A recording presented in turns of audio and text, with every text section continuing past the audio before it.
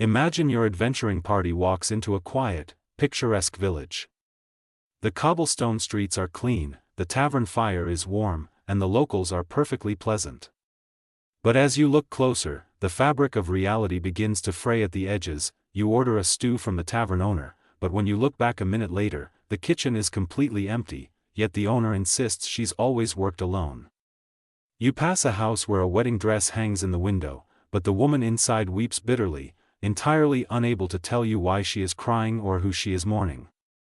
You check into the local inn, only to find a fourth bed in your room, complete with a backpack and a diary written in a handwriting you recognize as your own, detailing adventures with a companion whose name you have never heard in your life. This isn't a curse, a haunting, or a simple illusion. This is the hunting ground of the false Hydra. In the vast ecosystem of tabletop role-playing games, thousands of monsters exist to challenge a player's statistics. They threaten your hit points, your armor class, or your saving throws. But the false Hydra doesn't care about your character sheet. It doesn't just steal your life, it steals your reality. Born as a brilliant, terrifying piece of community homebrew in 2014 by author Arnold K. on the Goblin Punch blog, this creature has risen to legendary status as the absolute pinnacle of psychological horror in tabletop history. It is a living, breathing, flesh-eating gaslight. To understand the false Hydra, you must first understand its deeply unnatural biology. Unlike standard dragons or beasts, a false Hydra is an aberration that does not belong to the natural order of the material plane. It doesn't hunt, breed, or migrate. Instead, it sprouts. According to ancient, paranoid lore, a false Hydra spontaneously generates deep underground, directly beneath rural settlements, isolated towns, or cloistered monasteries. It is said that they germinate in response to structural deceit, spawning from the collective weight of systemic lies, unpunished crimes, and deep, unacknowledged wickedness within a population. It begins its life cycle as an undifferentiated, tuberous mass of pale, albino flesh, a grotesque subterranean potato buried in the dark. But as it feeds on the groundwater and the local vermin, it begins to grow upward. It sprouts a long, impossibly flexible, tubular neck that terminates in a head. And that head is where the horror truly settles in. It does not look like a reptilian dragon head. It resembles a stark white, hairless human skull, stretched out and deformed. It has no lips, no external ears, and no visible eyes, just deep, wet, black hollows for sockets and pit nostrils. Its lower jaw is low-slung, jagged, and lined with sharp, pearlescent teeth. It is a blind, subterranean freak of nature, and as it reaches the surface, it breaks through behind the preserves in a dark basement. Or snaps a cobblestone in a forgotten alleyway. The false Hydra is physically fragile in its infancy, but it possesses a defense mechanism that makes it completely untouchable: its mind song. The moment a false Hydra head reaches the surface, it opens its lipless mouth and begins to sing. The song is a continuous, low, harrowing psychic melody that reverberates through the minds of every living soul within miles. This song creates an absolute, permanent blind spot in mortal perception. Anyone who hears the song is fundamentally incapable of acknowledging the false Hydra's physical presence. If the Hydra is standing directly in the middle of a town square, a peasant will walk right past it, subconsciously stepping around its massive, pulsating neck without ever registering that it is there. The song does not make the Hydra invisible, it simply edits the brains of those who look at it, forcing them to ignore the visual data entirely. But the true horror manifests when the Hydra gets hungry. To eat, the Hydra must stretch its serpentine neck through a window or down a dark street, snatch a victim, and drag them into the dark to be devoured. The moment the victim dies, the song loops back into the minds of the townspeople, completely erasing every trace, memory, and record of that person's existence. If a baker is eaten, his wife will wake up the next morning, look at the flour on her hands, and subconsciously invent a lie, a psychological phenomenon known as confabulation, to explain it. She might think, I must have wanted to bake a pie today, completely forgetting she has run a two-person bakery for 20 years.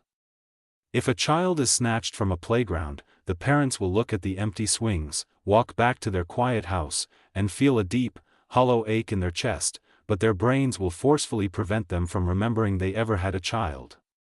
The song forces the brain to smooth over the wrinkles of reality, closing the gaps with powerful, desperate lies.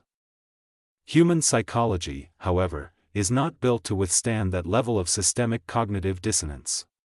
While the conscious mind is entirely enslaved by the false Hydra's song, the subconscious mind recognizes that the universe is fundamentally broken. This friction creates a localized, infectious madness throughout the settlement. People living in a false Hydra's territory suffer from chronic, severe migraines and an overwhelming sense of localized paranoia. They constantly feel the terrifying sensation of being watched, and they are. The Hydra's moony, skinless faces are constantly pressing up against their windows at night, fogging up the glass, staring inside with empty sockets while its song hums in their ears. Eventually, this trauma causes a phenomenon known as split mind syndrome. The brain fractures. An adventurer might wake up in the morning to find their left arm covered in deep scratches, or find a note on their nightstand written in their own handwriting that reads, "Look up. It is watching you right now." Because the subconscious mind is desperately trying to bypass the acoustic magic of the song, it will hijack the host's body during sleep or moments of distraction, attempting to warn them of the pale nightmare swaying just out of sight. For a dungeon master, running a false Hydra is a masterclass in slow burn, atmospheric horror. It requires immense patience because you cannot solve this monster with a traditional initiative roll. You have to play the long game. The auditory cue, when the players enter the town, describe a faint, beautiful ambient background music playing. Throughout the session, whenever the false Hydra moves or eats an NPC, abruptly stop the music. Tell the players that the town is suddenly deathly silent. The players will feel the sudden chill of the silence, unaware that the absence of the song is the only time the monster is vulnerable to being seen. The disappearing NPC, have the party spend an hour role-playing with an incredibly vital, charismatic NPC, perhaps a local guard captain who gives them a quest. Have the captain step out of the room to grab a map. When the captain doesn't return, and the players ask the barkeep where he went, have the barkeep look at them with genuine, terrifying confusion and say, "Guard captain? Our town hasn't had a guard captain in 10 years. What are you talking about?" The ghost companion, this is the ultimate execution. Before the campaign or the arc begins, secretly create a fictional companion character. Give them a name, a class, and a distinct personality. As the players explore the Hydra's town, drop subtle clues. They find 5 bedrolls in their camp instead of 4. They find an extra ration pack that has been eaten. Finally, they discover a magic weapon in their bag that belongs to a missing friend. Watch the look of sheer, unadulterated panic on your players' faces when they realize a member of their own team was eaten 3 days ago, and they didn't even notice. As the false Hydra consumes more citizens, its growth accelerates exponentially. Every victim it digests adds mass to its underground torso, causing it to sprout more necks and more human-like heads. Eventually, it reaches a state of absolute carelessness. It grows so massive, fat, and bloated underneath the city that it can no longer move. It doesn't need to. Its necks have grown into towering, pale pillars that sway above the rooftops like grotesque, faceless trees. It stops hiding in the dark alleyways and begins openly slithering through the streets in broad daylight. At this final stage of proliferation, the Hydra alters its melody. The song transitions from a veil of ignorance into absolute mind control. It turns the remaining townspeople into hollow, brainwashed thralls. The citizens will actively clean the blood off the cobblestones, mend the broken doors, and even willingly march into the open, waiting jaws of the beast, smiling pleasantly as they are chewed alive. Defeating a false Hydra is a horrific puzzle because standard visual counters, like sea invisibility or fairy fire, completely fail.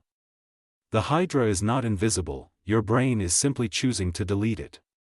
To fight it, the players must wage war on their own senses. To see the monster, the party must find ways to completely block out the audio of the mind song. They must cast silence zones, physically plug their ears with thick candle wax, or intentionally deafen themselves. Alternatively, they can view the world strictly through non-direct means, such as looking through polished silver mirrors or looking at the reflection in a bowl of water, tricking the brain into processing the monster's image without triggering the auditory psychological block. The moment the song is blocked, the illusion doesn't just fade, it snaps. The players' brains are violently flooded with days, weeks, or years of suppressed trauma. In a single, agonizing heartbeat, they see the sky filled with writhing, pale necks. They see the blood splattered across the tavern walls. They remember every friend, every family member, and every companion they casually let slip away into oblivion. The combat that follows is a desperate, bloody affair against a multi-headed giant, but the true tragedy occurs after the Hydra dies. When a regular Hydra dies, the curse is lifted. But when a false Hydra dies, the memories return, but the people do not. The players are left standing in a hollow, silent ghost town, staring at an empty landscape of clothes, wedding rings, and abandoned toys, forced to live with the memories of a tragedy they were too blind to stop.